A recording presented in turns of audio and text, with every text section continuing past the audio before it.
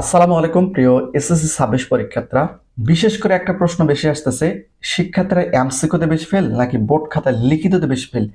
এই প্রশ্নটা আমাদের কাছে অনেক আসতেছে। তোমরা সাইড স্ক্রিনে যদি একটু লক্ষ্য করো, এখানে তোমরা কয়েকটা এমসিকিউ ওয়ামার শিট দেখতে পাচ্ছ। এই যে সাইডে তোমরা এমসিকিউ ওয়ামার শিটটা দেখতে পাচ্ছ, এটা নিয়ে কিন্তু অনেক বিভ্রান্ত ছড়িয়ে পড়েছে। অনেকে বলতেছে যে এমসিকিউ ওয়ামার শিট কি হাতে কলমে দেখা হয় নাকি এটা কম্পিউটার মেশিনের মাধ্যমে দেখা হয়। এই বিষয়টা নিয়ে অনেক নিউজ ছড়িয়েছে, অনেক ফেক নিউজ ছড়িয়েছে।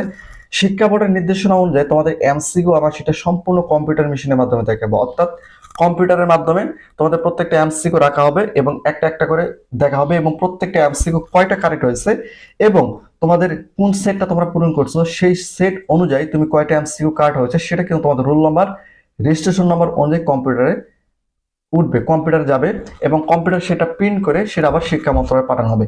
এখন বিষয়টা হচ্ছে সাইড স্ক্রিনে তোমরা দেখতে পাচ্ছ এখানে একটা এমসিকিউ মাসির যেখানে হাতে দেখা হয়েছে, যেগুলো ভুল সেগুলো প্রশ্রয় দেওয়া হয়েছে। আসলে এটা একজন শিক্ষার্থী কয়েকটা এমসিকিউ মাসির ফটোকপি করে নিয়ে এসে তারা কিন্তু এই বিষয়গুলো তথ্য ছড়িয়ে দিচ্ছে যে এমসিকিউতে এতজন ফেল, এমসিকিউতে এতজন ফেল।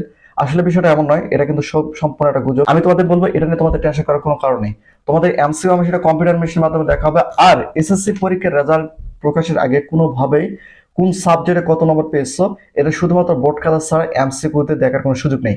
অর্থাৎ বোর্ড খাতার ক্ষেত্রে যেহেতু একটা ম্যানুয়ালি দেখা হয়, অর্থাৎ শিক্ষকেরা হাতে কলমে দেখে, সেক্ষেত্রে বোর্ড খাতায় তুমি কত পেয়েছো সেটা কিন্তু দেখা যায়, কিন্তু এমসিকিউর ক্ষেত্রে সম্পূর্ণ ভিন্ন। এটা সম্পূর্ণ কম্পিউটারের মাধ্যমে প্রিন্ট করে সরাসরি শিক্ষা মন্ত্রণালয়ে পাঠানো হবে এবং তোমার রোল নাম্বার এবং তোমাদের বোর্ড খাতার রোল নাম্বার মিলে তুমি কত নম্বর পেয়েছো সেটা কিন্তু যোগ করা হবে।